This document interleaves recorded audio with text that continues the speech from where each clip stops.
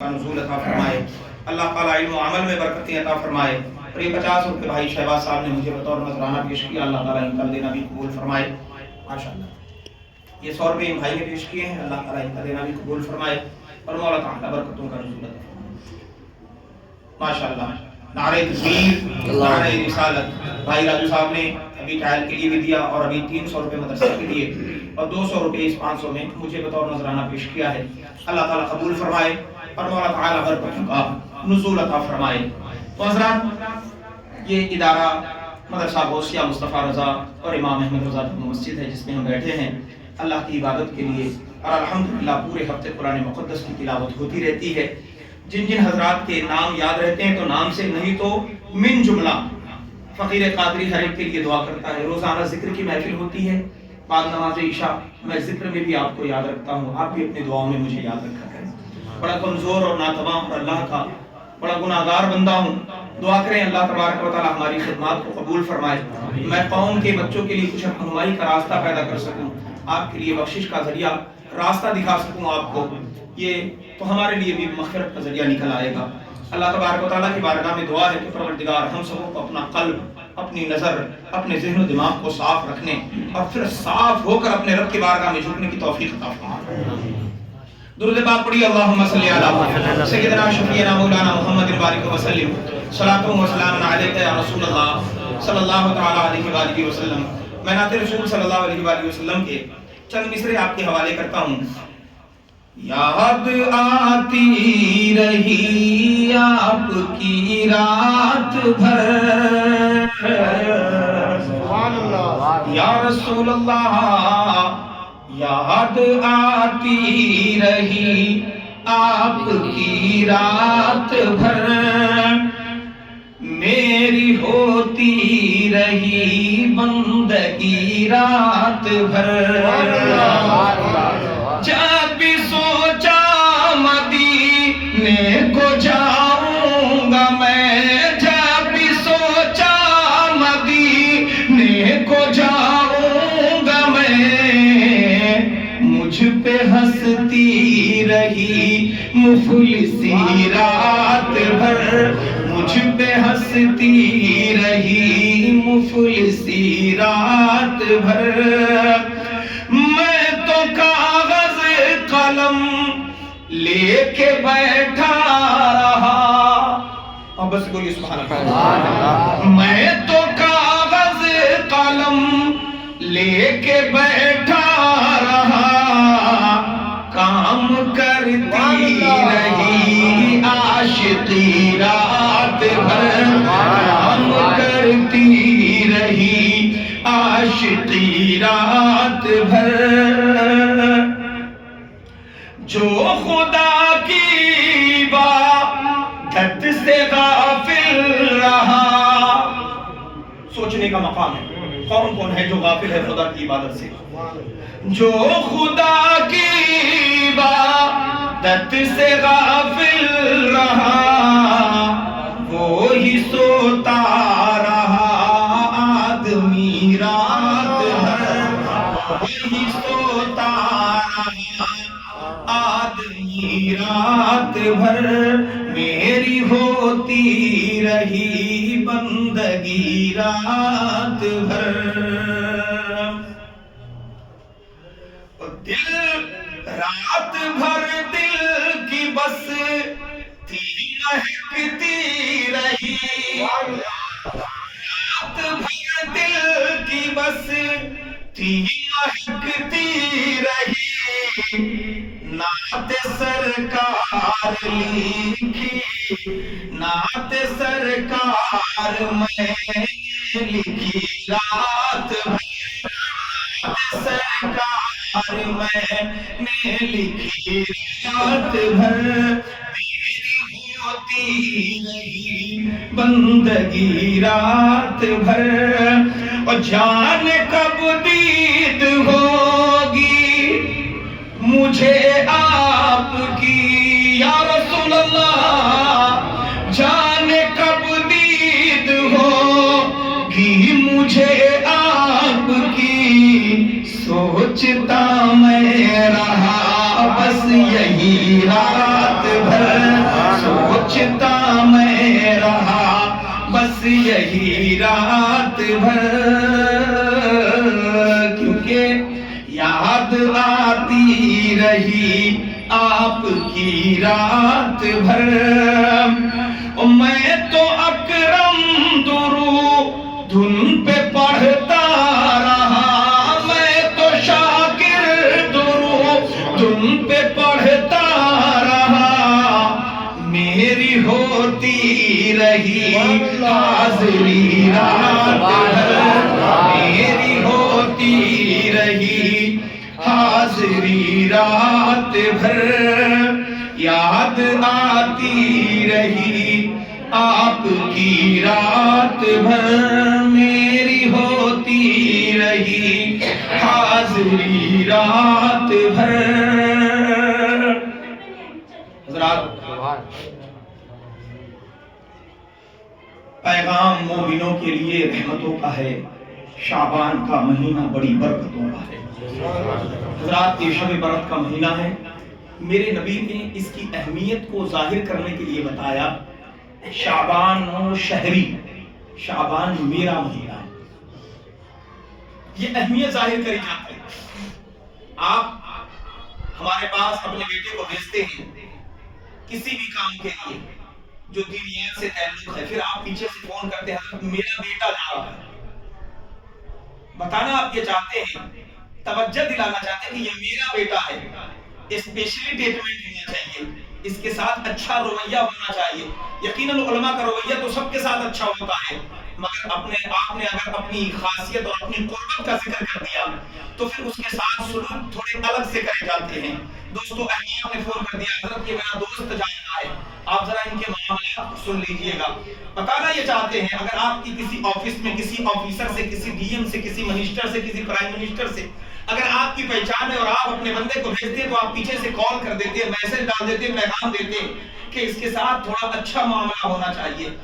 بتانا یہ چاہتے ہیں، بلا تمثیل سمجھیے، مہینے تو ہر ہیں، مہینے تو کئی آئے ہیں، پورے 12 مہینے ہیں، 12 مہینے میں سے کسی مہینے کو میرے نبی نے یہ نہیں فرمایا یہ میرا مہینہ ہے، لیکن جب شعبان کا مہینہ آیا تو محبوب نے فرمایا یہ میرا مہینہ ہے۔ بتانا یہ چاہتے ہیں سرکار کہ جو اور مہینے تم نے گزار لیے ہوں گے، لیکن یہ میرا مہینہ ہے، اس سے محبت کی تو گویا تم نے مجھ سے محبت کی، اس کی قدر جانی تو گویا تم نے میری باتوں کی قدر جانی، اگر تم نے میری باتوں کی لاج رکھی تو گویا تم نے وہ کام کیا جو میں چاہتا تھا، محبوب خدا جو چاہتے تھے ہم نے وہ کام کیا۔ میرے عزیزوں، یہ شعبان المعظم کا مہینہ، اس کے خاص عمل آپ سماعت کر لیں، لیکن دوستو اس سے پہلے ضروری ہے کہ صفائی قلب کر لیا جائے، نگاہوں کو پاک کر لیا جائے، زبان کو پاک کر لیا جائے۔ میں آپ کو یہ بتا رہا تھا کہ ذمہ دار ہونا بہت اہم چیز ہے۔ آپ کو اور آپ کو معلوم ہے، ہم اپنے بچوں پر غور کر لیں، ہمارا بچہ چھوٹا سا ہوتا ہے، جب وہ چلنے پھرنے لگتا ہے، باہر کو نکلا، کسی نے ٹافی پکڑا دی، کسی نے چاکلیٹ پکڑا دیا، کسی نے چیز پکڑا دی تو وہ آسانی سے لے لیتا ہے، وہ یہ نہیں جانتا کہ یہ غلط ہے ہمارے لیے یا صحیح ہے، یہ زہریلا ہے یا ہمارے لیے صحت بخش ہے، یہ فائدہ مند ہے یا نقصان دہ ہے۔ وہ بچہ بڑا سیدھا سادہ ہوتا ہے، وہ چھل کپٹ سے پاک ہوتا ہے، اس کے دل میں 6-5 نہیں ہوتی، اس کے اندر کوئی خلش نہیں ہوتی، وہ بالکل یہ سمجھتا ہے جیسے میں سادہ ہوں یہ سامنے والا بھی سادہ ہوگا، جیسے میں سیدھا ہوں یہ بھی سیدھا ہوگا۔ وہ پیار میں محبتوں میں لبریز ہو کر وہ سامان تو لے لیتا ہے، لیکن اسے کیا معلوم پیٹ کے دیوار کے پیچھے کوئی چھپکلی بیٹھا ہے جو اپنی زہر اس کے اندر ڈالتا نظر آ رہا ہے۔ دوستو، لیکن وہی بچہ جب بڑا ہو جاتا ہے، ماں باپ اس کے اندر عقل، فہم و فراست ڈالتے ہیں، بتاتے ہیں بیٹا باہر والوں سے چیز نہیں لینا چاہیے، وہ ہمارے ساتھ غلط کر سکتے ہیں، ہمیں بہکا سکتے ہیں، ہمیں پھسلا سکتے ہیں اور ہمیں اٹھا کر بھی لے جا سکتے ہیں، ہمارے جان کے بھی لالے پڑ سکتے ہیں۔ پھر وہی بچہ جب تھوڑا ذرا ہوشیار ہوتا ہے، اس کی عقل مضبوط ہوتی ہے، وہ بچہ احتیاط برتنے لگتا ہے، اجنبیوں سے دور رہنے لگتا ہے، لیکن ہاں جو جان پہچان والا ہوگا اس سے قربت اختیار کی جاتی ہے۔ لیکن وہی بچہ جب کچھ بڑا ہوتا ہے تو پتہ یہ چلتا ہے کہ جو جان پہچان والا ہے چالیں وہی وہ بھی چل سکتا ہے، پریشانی وہ بھی پیدا کر سکتا ہے، پھر وہ اپنے سے گفتگو تو کرتا ہے، سلام و کلام تو کرتا ہے، مگر احتیاط برتتا رہتا ہے کہ کہیں یہ ہماری پیٹھ پر خنجر تو نہ مار دے۔ دوستو، وہ بچہ ذمہ دار ہوتا چلا جاتا ہے، جیسے جیسے عقل مضبوط ہوتی ہے اس کی فہم و فراست کا دائرہ وسیع ہوتا جاتا ہے، ہر ایک پر پھر وہ بھروسہ نہیں کرتا، ہر ایک پر پھر وہ یقین نہیں کرتا۔ دوستو، ایسے ہی جب آپ ایک عمر میں آتے ہیں، آپ کے سر پہ ذمہ داریاں آتی ہیں، پھر آپ حلال و تمیز کرنے لگ جاتے ہیں کیا کھانا ہے کیا نہیں کھانا ہے، کیا چیز جسم کو دینا ہے کیا نہیں دینا ہے۔ مثلا آج کے دور میں ہمارے بچوں کا حال یہ ہے، اکثر پرسنٹیج لوگوں کو دیکھا گیا ہے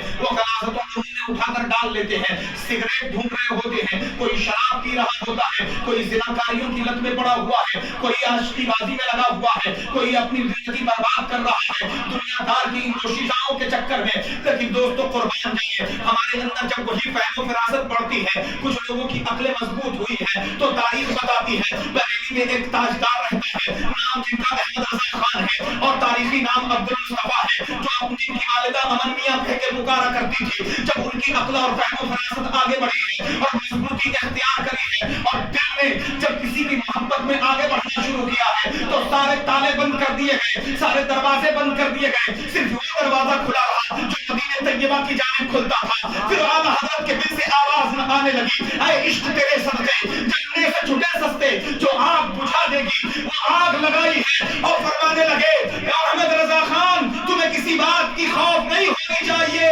خوف نہ رکھ رضا ذرا، تو ہے عبد مصطفیٰ، تیرے لیے امان ہے، تیرے لیے امان ہے۔ اور فرماتے جب میں مانگنے لگتا ہوں تو اس کریم سے مانگتا ہوں جن کے در کی عطا یہ ہے، میرے کریم سے اگر قطرہ کسی نے مانگا دریا بہا دیے ہیں، تربے بہا دیے ہیں، جو دیتے ہیں تو کالا گورا دیکھ کر نہیں دیتے، مالدار امیر فقیر دیکھ کر نہیں دیتے، اس در پہ نہ تو سیرت دیکھی جاتی ہے نہ صورت دیکھی جاتی ہے، بس مانگنے والوں کی نیت دیکھی جاتی ہے۔ اعلیٰ حضرت پار اٹھتے، کون دیتا ہے دینے کو منہ چاہیے، دینے دینا ہے سچا ہمیں۔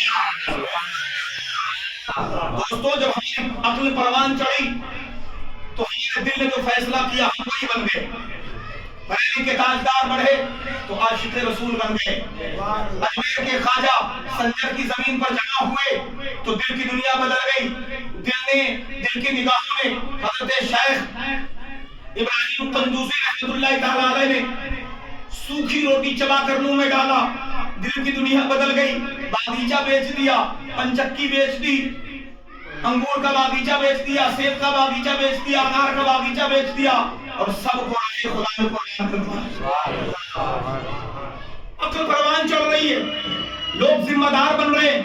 ہمارے یہاں ذمہ داری ہوتی ہے کھانا پھوسی کی، ہمارے یہاں ذمہ داری ہوتی ہے چغل خوری کی، ہمارے یہاں ذمہ داری ہوتی ہے پیٹ پیچھے برائیاں دینے کی، گالیاں رکھنے کی، ایک دوسرے کے ٹوہ میں پڑنے کی۔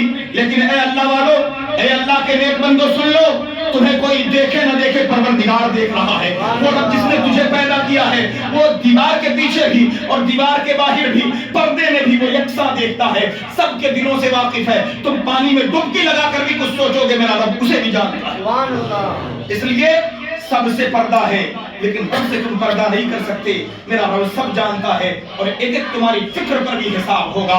لہٰذا اے میرے دوستو، اگر آپ کی ذمہ داری بڑی ہے تو آپ کام بھی بڑا کریں۔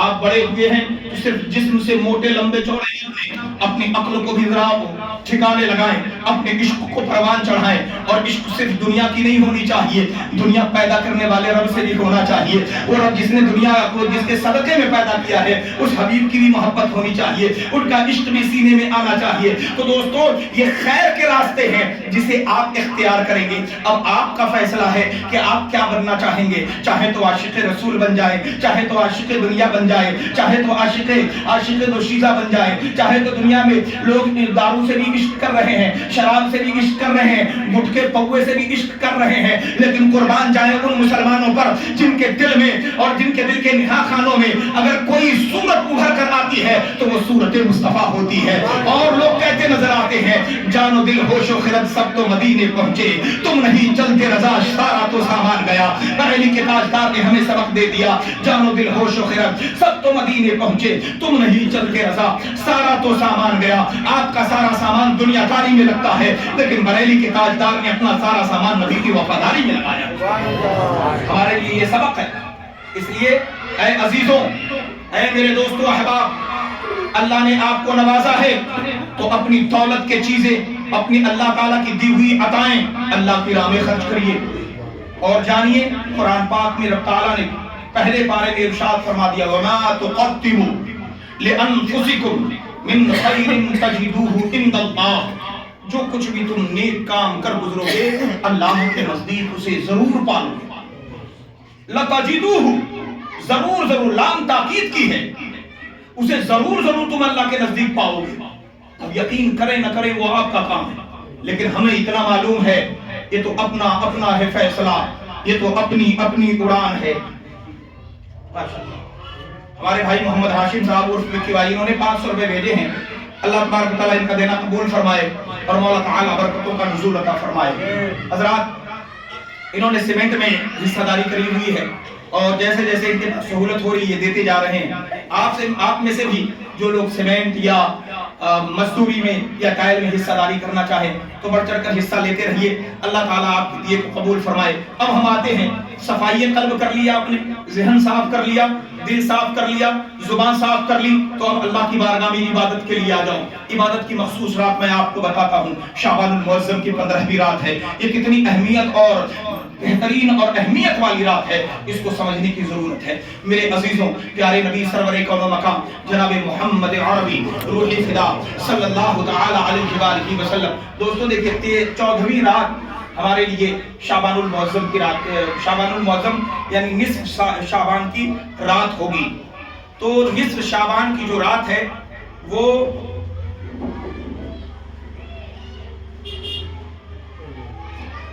आज 8 और निस्फ शाबान की रात जो पड़ रही है वो 13 फरवरी को, 13 फरवरी यानी जुमेरात का दिन।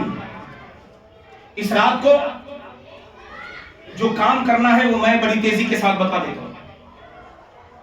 इस रात में 2 रकात नमाज पढ़ी जाती है सलातुत तस्बीह की। इस नमाज की सलातुत तस्बीह की अहमियत सुन लीजिए। हजरत सैयदना ईसा अलैहिस्सलाम अपने दौर में एक पहाड़ पे गए सैर करते हुए, और उनका सैर भी अल्लाह ताला की तरफ से मेराज होता था। नबी हैं, हमारा और आपका सैर नहीं कि बाजार में गए तो लाओ थोड़े वो खा, चाउमीन खा लिया तो थोड़ा वो खा लिया, थोड़ा वो खा लिया, खरीद रहे हैं, खाए जा रहे हैं, चले जा रहे हैं, बातें कर रहे हैं, थोड़ी इधर भी नजर भटक रही, कभी उधर भी नजर भटक रही है।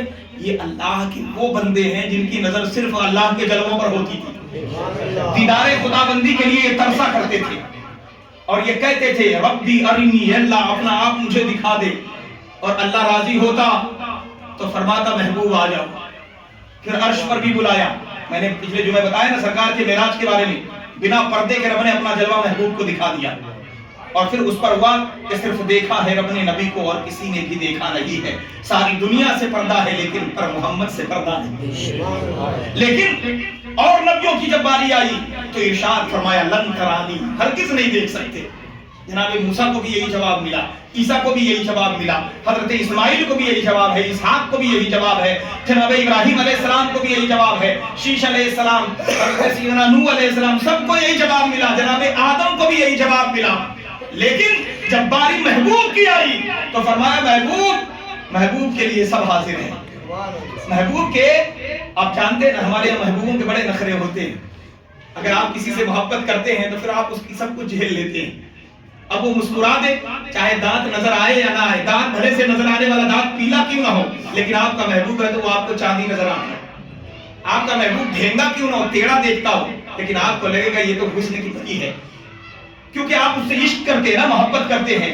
लेकिन जिस महबूब का आलम ये हो कि जब पलकें झुका दे, झिपकाए तो ऐसा मालूम हो कि काली घटाएं छा जाए, मुस्कुराए तो सूखी कलियों में जान पड़ जाए, रुखसार इस कदर लाली वाली है क्या ऐसा मालूम होता था जैसे किसी ने चांदी का गाजा मल दिया हो।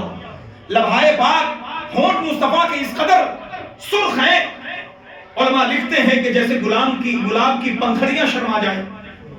जुल्फे जब मुस्तफा की लहराती थी तो फिजाओं में खुशबुएं लहरती थी, जो देखता बस देखता ही रह जाता, खो जाता मुस्तफा के हुस्न में।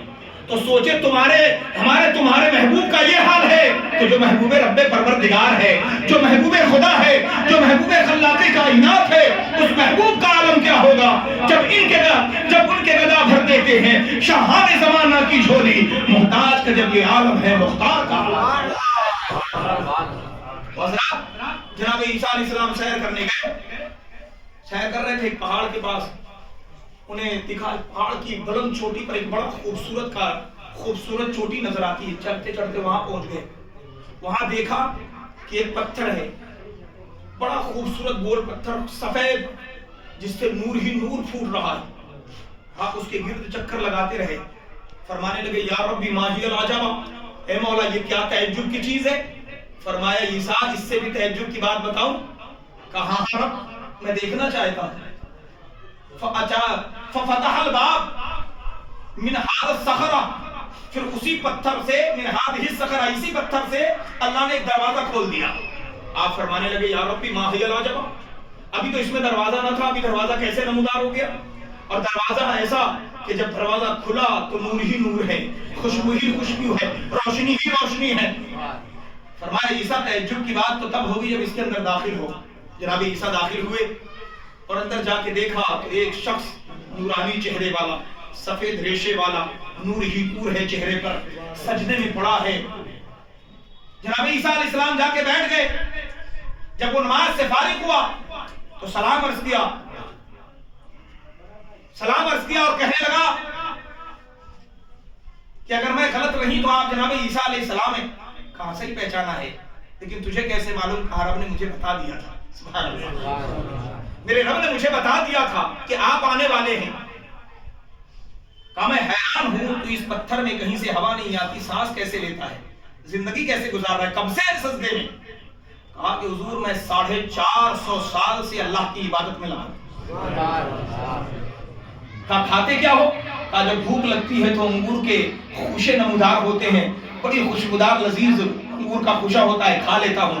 پیاس لگتی ہے تو ایک نہر نمودار ہوتی ہے جس کا پانی دودھ سے زیادہ سفید، مشک سے زیادہ خوشبودار، شہد سے زیادہ میٹھا ہوتا ہے، میں پی لیتا ہوں اور کئی برس تک مجھے بھوک نہ پیاس لگتی ہے. کہا ماہی العجب یا ربی، یہ کیا تعجب کی بات ہے؟ تیرا ایسا نیک بندہ بھی ہو سکتا ہے جو 450 سال سے صرف تیری عبادت کر رہا، گناہ کر ہی نہیں رہا، اس کی نیکی کتنی زیادہ ہوگی؟ اے عیسیٰ اس سے بھی تعجب کی بات بتاؤں؟ کہا ہاں ربی. کہا میرا محبوب تیرے بعد آنے والا ہے، جن کا نام ہم نے آسمان میں احمد، زمین میں محمد رکھا ہے صلی اللہ علیہ وسلم. ان کی امت کو میں ایک رات ایسی عطا کروں گا، وہ شعبان المعظم کی 15ویں شب ہوگی. اس رات میں اس امت نے اگر 2 رکعت نماز صلاۃ التسبیح کی پڑھ لی تو اس کی 2 رکعت کی نماز کا ثواب اس کے 450 سال کی نیکیوں سے بھی زیادہ ہوگا. کتنی حسین رات ملی ہے. قربان جائیے مصطفیٰ پر. لیکن یہ کس کے لیے ہے؟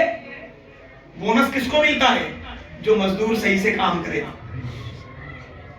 آپ ڈیوٹی کر ہی نہیں رہے اور جب آئی بونس لینے کی بات تو سب سے پہلے لائن میں کھڑے تھوڑی ملے گا. تنخواہ تو آپ کو ملتی نہیں ہے کیونکہ آپ کام کرتے نہیں ہیں. دوستوں اگر آپ کے اوپر فرض نماز باقی ہے تو صلاۃ التسبیح آپ نہیں پڑھ سکتے، پہلے قضائے عمری پڑھنی ہوگی، تب صلاۃ التسبیح کا مزہ ہے. لہٰذا اگر باقی ہے تو عمر میں حساب لگا لو، اپنی زندگی کا کیلکولیشن کر لو، مرنے سے پہلے پہلے اپنی قضائے عمری مکمل کرو، پھر صلاۃ التسبیح پڑھو، تب اتنا ثواب ملے گا. ورنہ پتہ یہ چلا کہ فرض کا پتہ نہیں سنت ادا کیے جا رہے تو ایسا نہیں چلے گا. کئی لوگ ایسے ہیں جو دن رات درگاہ پہ پڑے ہوئے ہیں، کہنے میں اللہ کے ولیوں سے محبت کرتا ہوں. اللہ کے ولیوں سے محبت کرتا ہے، اچھی بات ہے اللہ کے بندے، لیکن اللہ سے بھی کچھ کرتا ہے. تو مسجد میں تو دکھتا نہیں، نماز میں تو نظر آتا نہیں، تو اللہ کے ولیوں کے قریب چلا گیا لیکن اللہ تعالیٰ کی بارگاہ میں تو سجدہ ہی نہیں کرتا. یہ تو سوچ وہ اللہ کے ولی بنے کیسے؟ اپنے رب کی عبادت کر کے. تو ان کا پیغام بھی تو سن لے کہ پہلے نماز پڑھ پھر میری بارگاہ میں آ، تب دعا قبول ہوگی. سبحان اللہ. آپ درگاہ پہ پوری عمر پڑے رہا، کچھ نہیں ہو سکتا، کوئی فائدہ نہ ملے گا جب تک کہ رب راضی نہ ہو جائے، جب تک پیارے محبوب نہ راضی ہو جائیں. اس لیے شعبان کی رات بڑی اہمیت والی رات ہے. پوری رات جاگ کر عبادت کیجیے. قبرستان زیارت کے لیے جائیے، میرے مصطفیٰ کی سنت ہے، سرکار جایا کرتے تھے. 15ویں شعبان کی شب میں سرکار رات کے آخری پہر میں جاتے تھے. ہمارے یہاں لوگ مغرب پڑھی اور قبرستان پہنچ گئے، کم سے کم 2 پہر گزرنے کے، 2 رات کا 2 پہر گزر جائے، تیسرے پہر میں آپ نکلے گھر سے اور کوشش کریں پیدل جائیں پیدل آئیں، درود پڑھتے جائیں درود پڑھتے آئیں، حافظ ہیں تو قرآن پڑھتے جائیں قرآن پڑھتے ہوئے آئیں. قبرستان میں درود و سلام پڑھیے، قرآن کی تلاوت کیجیے. وہاں آگ نہ جلائیں. لوگ جاتے ہیں موم بتی جلا رہا ہے, کوئی اگربتی جلا رہا ہے, قبروں پہ جلا کے ڈال دیتے ہیں. آگ نہ جلائیں, خوشبو کریں. گلاب کا پانی لے جائیں, عطر کی شیشی لے جائیں, گلاب کی پنکھڑیاں لے جائیں, ان کی خوشبو کریں. انہیں پسند ہے لیکن آگ پسند نہیں ہے, انہیں آگ سے نفرت ہے. تو آپ بظاہر ان کی دعا لینے کے آپ کو اوپر سے بد دعا ملے گی. اس لیے آگ کا انتظام نہ کریں, کوشش کریں خوشبوؤں کا انتظام کریں. تو حضرات انشاءاللہ جمعرات کا جو دن آ رہا ہے, وہ دن گزار کر جو رات ہوگی وہ جمعے کی رات ہوگی. بڑی برکت والی رات. ویسے ہی ہے کہ جو جمعے کے دن یا جمعے کی رات میں مر گیا وہ بنا حساب کتاب بخشا جائے گا. تو اس رات میں انشاءاللہ پوری رات ہم ہر سال کی طرح ان سال بھی انشاءاللہ پروگرام کریں گے. پوری رات کا مطلب یہ ہے کہ بعد نماز عشاء شروع ہوگا اور رات کے 1:30 بجے تک پروگرام ہوگا, صلاۃ و سلام ہوگا, تبرک تقسیم ہوگا, اور اس کے بعد ہم قبرستان زیارت کے لیے اجتماعی طور پہ جاتے ہیں. جب سے میں دہلی میں موجود ہوں ہمارا یہی اصول رہا ہے.